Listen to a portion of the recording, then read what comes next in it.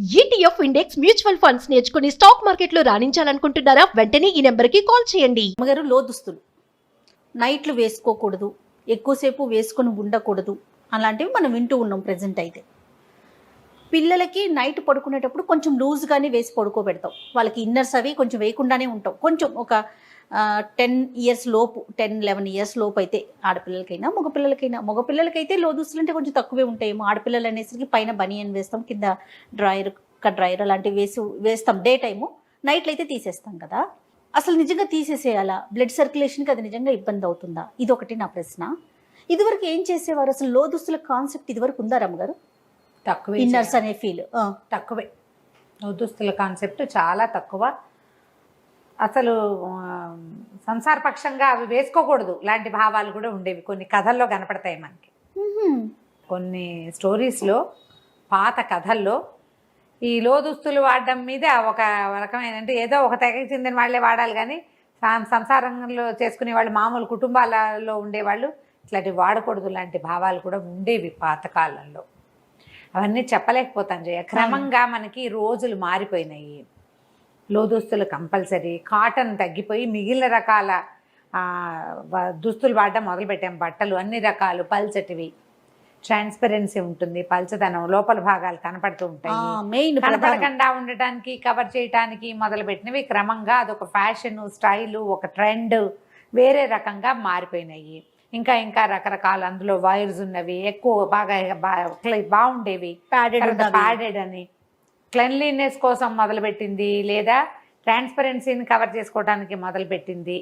క్రమంగా అత్యంత అవసరమైన విషయంగా మారిపోయింది. ఓకే, మనం పిల్లలకైతే ఏమంటామంటే లోపల ఇన్నర్స్ కనుక వేసుకోకపోతే షేపులు బాగా రావు, షేపులు బాగుండవు, నడుస్తుంటే కొంచెం చూడటానికి బాగోదు, బాడీ కదులుతూ ఉంటుంది అదే అనేది మనం పిల్లలకి చెప్తూ ఉంటాం. పెద్దవాళ్ళం కూడా అది సహజమైపోయింది కదా రమ్మగారు. ఇప్పుడు ఈ బట్టలు అనేది మనకి మస్ట్ అయిపోయింది. అయితే క్రమంగా మనకి ఈ మధ్య బ్రెస్ట్ క్యాన్సర్ మీద అవగాహన సదస్సులు అవి నిర్వహించిన రోజుల్లో, ఇవాళ కొత్తగా కాదు, కొంతకాలంగా చేస్తున్నాం మనం. అవునవును కదా. తల్లిపాల వారోత్సవాల్లాగానే బ్రెస్ట్ క్యాన్సర్ మీద అవగాహనకి, పూర్వకాలంలో బ్రెస్ట్ క్యాన్సర్లు చాలా తక్కువ చేయ, బాగా తక్కువ. అయితే నేను పుట్టక ముందే మా ఫ్యామిలీస్లో ఉంది. నాకంటే కనీసం ఒక 4 ఏళ్ల ముందు, 3-4 సంవత్సరాల క్రితం మా పెద్దమ్మ ఒక ఆవిడకి బ్రెస్ట్ క్యాన్సర్ వచ్చింది. పాప ఆవిడ గతించింది కూడా. చాలా ఇబ్బంది అయింది. వీళ్ళు అది ఇదని ఫలానా అని కూడా తెలుసుకోవాలి. పిల్లవాడి తల తగిలింది పాలు తాగేటప్పుడు, అదేదో గడ్డగా అయ్యిందని భావించారు. క్రమంగా అది విపరీతమైపోయింది. వాళ్ళు 2 సిస్టర్స్, మా పెద్దమ్మలు. చిన్న ఆవిడ గతించారు. చాలా హెల్దీ, చాలా బాగుండేవారు. పెద్ద జుట్టు, చాలా బాగుండేవారు, చక్కగా ఉండేవారు మనిషి. 5-6 పిల్లల తర్వాత మామూలుగా ఏమనుకుంటామంటే, మనం పాలిచ్చిన తల్లులకి క్యాన్సర్ ముప్పు తక్కువగా ఉంటుందన్న ఒక ఐడియా కూడా ఉంటుంది. తల్లి పాలిచ్చిన తల్లులకి క్యాన్సర్ ముప్పు తక్కువగా ఉంటుందని ఇదివరకటి వినేవాళ్ళం. అవును అవును చెప్పేవాళ్ళు. అందుకని పిల్లలకి పాలు ఇవ్వడం మస్ట్. 1-2 ఏళ్ళు పాలిచ్చిన తర్వాత ఇంకొక సంతానం కలిగితే మళ్ళీ చివరి దాకా, ఆఖరి పిల్లల్ని 3-4 ఏళ్ల దాకా ఫీడింగ్లో ఉండేవాళ్ళు. అదొక పంథా ఉండేది. వాళ్ళకి ఇది రాదని ఒక భావన ఉండేది. కానీ మా పెద్దమ్మ విషయంలో ఆవిడకి 6 సంతానం తర్వాత కనపడింది. 6వ అబ్బాయి అప్పుడు. ఆవిడ పోయాక మా ఇంకో పెద్దమ్మ, ఆవిడ మాత్రం ఆ రోజుల్లో రేడియేషన్ కరెంటు పెట్టడం అనేవాళ్ళు చేయదు. దాని పేరు అదే, చాలా ఏళ్ళ దాకా. మేము తర్వాత తెలుసుకున్నాం అది రేడియేషన్ ఇచ్చి ఉంటారు అని. కరెంటు పెట్టించుకున్నారు ఆవిడ, ట్రీట్ చేయించారు ఆవిడకి. ఆవిడ చాలా సంవత్సరాలు, మా ఇంకో పెద్దమ్మ, రావంజ పెద్దమ్మ అంటే, ఆవిడ చాలా సంవత్సరాలు చక్కగా హెల్తీగా జీవించారు. ఆవిడకి ఏం ప్రాబ్లం రాలేదు. ఈ 2 కేసులు తప్ప ఇంకా అసలు మేము ఎవరిని వినలేదు. ఇటీవల కాలంలో మన సర్కిల్స్లో, క్లోజ్ విసినిటీ, మన పక్కిళ్లలో ఒక సహజమైన విషయంగా బ్రెస్ట్ క్యాన్సర్ కనపడుతోంది. దీనికి కారణము మాకు తెలిసిన ఒక డాక్టర్ మేడం ఎప్పుడో కబుర్లు చెప్పుకున్నప్పుడు ఆవిడ ఏం చెప్పారంటే, అసలు పిల్లలే లేరు ఇప్పుడు, ఫీడింగు లేదు. తర్వాత విపరీతంగా మనం టైట్గా ఉండే బట్టలు వేసుకోవటం, మన బ్లౌజులు, ఆడవాళ్ళ దుస్తులు కారణం అవుతున్నాయి ఒకటి. తర్వాత ఇంకా మనకి కార్సినోజెనిక్ ఐటమ్స్ మనకి చాలా ఉన్నాయి. అన్నీ ప్రతి వస్తువు క్యాన్సర్ కారకంగానే ఉంటుంది. చెప్పలేకపోతున్నాం మనం. అవును అవును ఫలానా ఇదే కారణము అని వాళ్ళు కూడా చెప్పలేరు. ఇవి కారణాలుగా ఉన్నాయి అని మనం చాలా రకాల సదస్సుల్లో, పేపర్స్లో న్యూస్ల్లో చూస్తూ ఉంటాం. డాక్టర్స్ ఏదైనా ఒక సందర్భంలో ఒక డాక్టర్ మేడం ఎవరైనా మాట్లాడినప్పుడు మనం వింటుంటే ఇది క్యాన్సర్ కారణం కావచ్చు అని. ఆ కావచ్చులో ఇన్నర్స్ కూడా ఉన్నాయి. ఆ క్లారిటీ ఉంది ఖచ్చితంగా. ఈ ఇన్నర్స్ని తాత్కాలికంగా మనం బయటికి వెళ్ళేటప్పుడు మాత్రం వాడి ఇంట్లో ఉన్నప్పుడు వేసుకోకుండా ఉండడం చాలా మంచిది. మనకి భారతీయ చర్మానికి, భారతీయుల శరీర తత్వానికి గాలి కావాలి. గాలాడుతూ ఉండాలి మన బట్టలు. మనం చీర అందుకు కట్టుకుంటాం, వదులుగా ఉంటుంది చీర. గమనించండి, ఇప్పుడు మనం చూస్తున్నాం 9 స్టెప్పులు పెట్టి ఇట్లా టైట్గా కట్టుకుంటారు. అసలు ఆ చీరలో పిల్లలు రోబోల్లాగా కదులుతారు. నేను కదిలేటప్పుడు ఎప్పుడైనా నీకు అట్లా కనిపించిందా? ఫ్రీగా కదిలేలాగా కట్టుకోవాలి. టైట్గా బ్లౌజు ఇలా జబ్బల దగ్గర ఇలా పట్టుకుని ఉండిపోయేలాగా టపటపలాడుతూ బ్లౌజులు. తర్వాత ఏమో చీరని బిగువుగా కట్టేసుకోవటము మన సిస్టమ్ కాదు. మనకి ఏదైనా ఒక పని మనం చేస్తున్నాము, పురాతన కాలం నుంచి చేస్తున్నాము అంటే మీరు దయచేసి గమనించండి. పాత వాటిని నేను సమర్థించడము, కొత్త వాటిని తెగనాడటము నా ఉద్దేశం కాదు. క్లియర్గా చెప్తున్నాను ఈ మాట. పాత పద్ధతులన్నీ కూడా మనకి శరీరానికి సౌఖ్యము, ఆరోగ్యాన్ని చేకూర్చే వ్యవహారాలుగానే ఉన్నాయి. మగవాళ్ళు ఎప్పుడూ ధవతలు, లుంగీలు, పంచలే ధరించేవాళ్ళు. మన పెద్దవాళ్ళు మన వాతావరణ పరిస్థితులకి, మన ఆరోగ్యానికి, మన శరీర ధర్మానికి తగిన విధంగానే అన్ని రూపొందించారు. అంతే కదా రమ్మగారు? కదా, అవును కదా. ఇప్పుడు అందులో మగవారికి ఏంటి, వాళ్ళకి శరీరం వేడెక్కిపోకూడదు. అందుకని ప్యాంట్లు మనవి కాదు, లుంగీలు పంచలు కట్టుకునేవారు. గాలి తగులుతూ ఉండాలి, చల్లగా ఉండాలి బాడీ. తర్వాత చొక్కాలు, ఇళ్లలో ఉన్నప్పుడు బట్టలు చొక్కాలు వేసుకోకపోవటమే. మీరు పాతకాలం పెద్దవాళ్ళని చూస్తే ఇంట్లో ఉంటే బన్నీలు టీషర్ట్లు వేసుకోరు. అవును, బయటకు వెళ్ళి ఎవరైనా వచ్చినప్పుడు వేసుకుంటారు. చాలా మంది ఊళ్ళల్లో పెద్దవాళ్ళు భుజం మీద ఒక కండువా వేసుకుని తిరుగుతూ ఉంటారు. చొక్కా కూడా ఉండదు.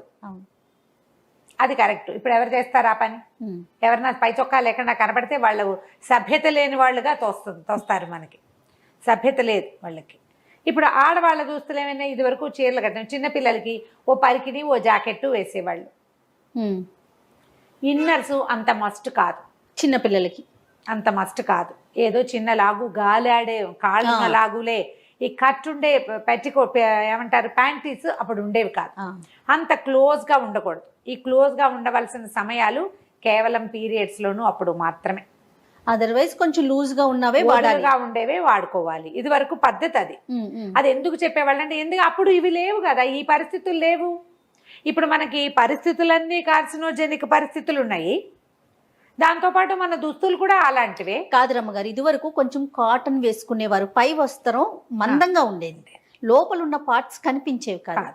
ఇప్పుడు పరిస్థితి అట్లా లేదు కదా, ప్రతిదీ పల్చగా కనిపిస్తుంది. దానివల్ల ఏమవుతుంది, లోపల ఉన్న ఇన్నర్ పార్ట్స్ ఎక్కడ కనిపిస్తాయోనని లో దుస్తులు ఇన్నర్ వేసి మనం వేసుకోవాల్సి వస్తుంది. ప్యాంటీస్ కావచ్చు, పైన అప్పరగా కావచ్చు, పెట్టికోట్స్ కావచ్చు, ఏదైనా కానీ. ఏదైనా మనం రాత్రిళ్ళు కనీసం, పగళ్ళు ఇళ్లలో ఉన్నప్పుడు, మనం ఇంట్లో ఉన్నాము, తేలిగ్గా ఒక కాటన్ బ్లౌజు, సింపుల్ కాటన్ చీర కట్టుకోవచ్చు కదా. పిల్లలో లంగా, ఒక జాకెట్ వేసుకోవచ్చు కదా. ఆ లోపల వేసుకునేవి కూడా కాటన్. ఎందుకు మనం ట్రై చేయకూడదు? కొంత బెటర్ అంటారా? కాటన్ కొంత బెటర్. ఇప్పుడు 2 పొరలుగా ఉంటుంది.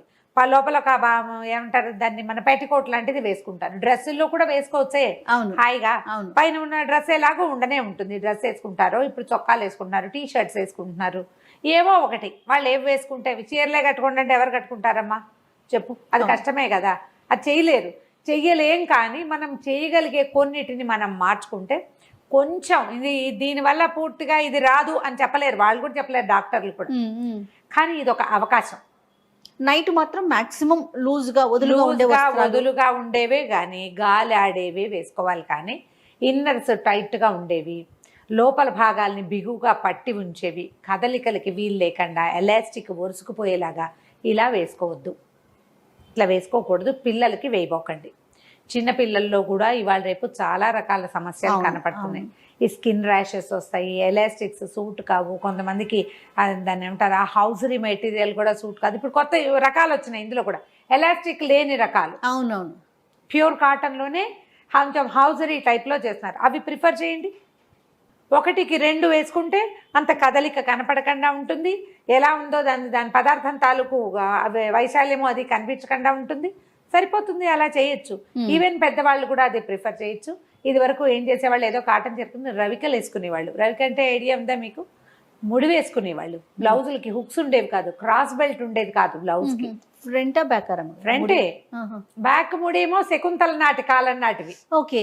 తనవల్కలం అనేవాళ్ళు దాన్ని. వెనకాల ఇంకొకళ్ళు ముడేయాలి, రెండో వాళ్ళు సహాయం చేసేవి. పాతకాలం ఎప్పటిదో పూర్వకాలపు గాథల్లో తనవల్కలము ఒక వస్త్రాన్ని ఫ్రంట్ నుంచి బ్యాక్ కి తీసుకెళ్లి వెనకాల వీటి మీద ముడేయటం ట్రై చేసేవాళ్ళు. అది పాతది. క్రమంగా మనకి ముందుకు వేసుకోవటము, ఎవరి వస్త్రాన్ని చేతులు ఇవన్నీ బాడీ అంతా ఉంటుంది కానీ జస్ట్ మామూలు వేసుకోవటము, టై చేయటమే. దానికి హుక్స్ ఉండవు. అది కొంత బెటర్ అంటారా? ఇది కొంచెం బెటర్. పడుకునేటప్పుడు మూడు వదులు చేసుకుంటే కాస్త గాలాడుతుంటుంది, ఒంటి మీద బట్టలు ఉంటాయి, గాలాడుతుంది.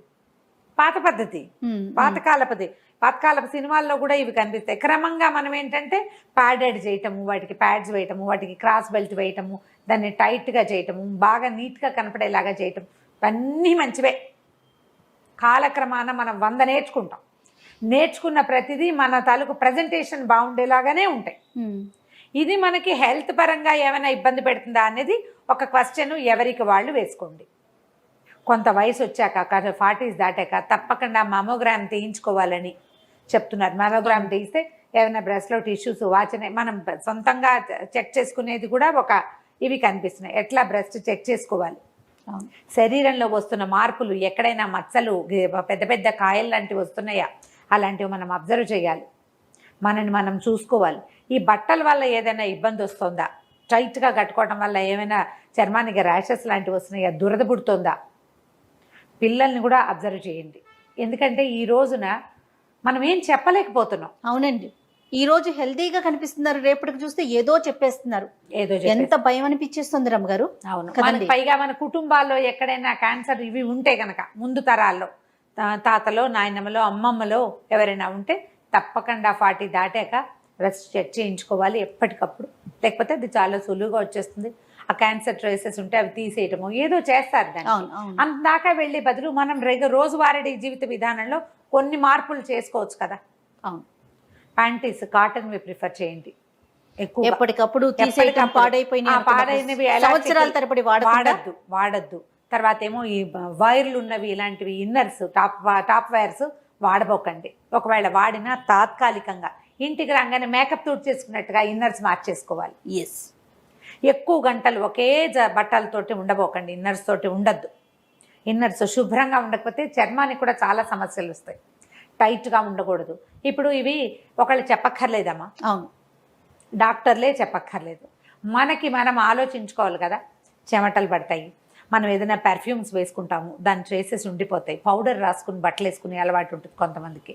అవి కూడా కంటిన్యూస్గా ఉండకూడదు. 2 పూట్ల స్నానం చేయటం, చర్మంలో ఏవైనా విపరీతమైన మార్పులు కనపడుతున్నాయేమో చూసుకోవటం, ఎప్పటికప్పుడు జాగ్రత్త. మన శరీరాన్ని మనమే గమనిస్తూ ఉండాలని మొన్న మధ్య ఒక డాక్టర్ గారు చెప్తూ ఉన్నారు. గమనించాలి.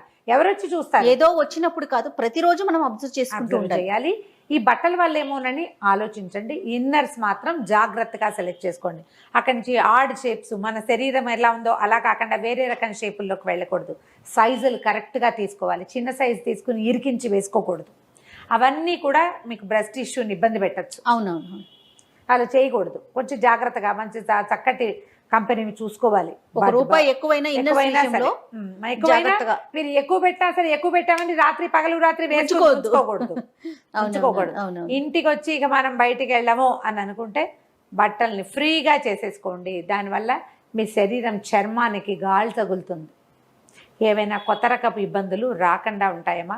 ఇది ఒక సెన్సిటివ్ టాపిక్ కాబట్టి ఇన్ని రోజులు మాట్లాడకుండా. అవును రమ్మ, కానీ ఇంకా ఇప్పుడు ఈ రోజుల్లో ఇక అసలు ఈ టాపిక్ డిస్కస్ చేసే ముందు కూడా నేను మీకు ఆఫ్ స్క్రీన్ ఒకసారి అడిగాను రమ్మగారు, ఇది మాట్లాడదామా? ఎందుకంటే చాలా మందిని చూస్తున్నాం, నైట్లు ఉంచకపోవటం, టైట్గా వేసేసుకోవటం, ఇవన్నీ ఎంతవరకు కరెక్ట్ అనేది. కానీ ఆన్ స్క్రీన్ మాట్లాడచ్చా మాట్లాడుకోకూడదు అనుకున్నప్పుడు మనం అన్ని విషయాలు చాలా చక్కగా మాట్లాడుకుంటున్నప్పుడు చాలా మంచి విషయం కదా ఇది. ఇప్పుడు టైట్గా బట్టలు వేసుకోవాలి మీ తత్వం. బయటకు వెళ్ళేటప్పుడు అట్లా బాగా చక్కగా అంటుకుపోయి ఉండాలి మీ ఉద్దేశం. అది ఇంటికి వచ్చినప్పుడు ఫ్రీ చేయండి. ఎందుకంటే మీ శరీరమే మీ మేట్, అదే మీతో ఉంటుంది. ఎవ్వరు ఉండరు. మీ డ్రెస్ బాగుందని చెప్పిన వాళ్ళు 1/2 నిమిషం కూడా ఉండరు. మీ శరీరం దానిపై మొయ్యాలి ఆ కష్టాన్ని. అంత కష్టపెట్టబోకండి శరీరాన్ని. కొంచెం కాస్త గాలి ఆడేలాంటి బట్టలు వేసుకోండి. ఇన్నర్స్ తోటి జాగ్రత్త. రైట్. థ్యాంక్ యూ రమ్మ గారు. నమస్తే. నమస్తే.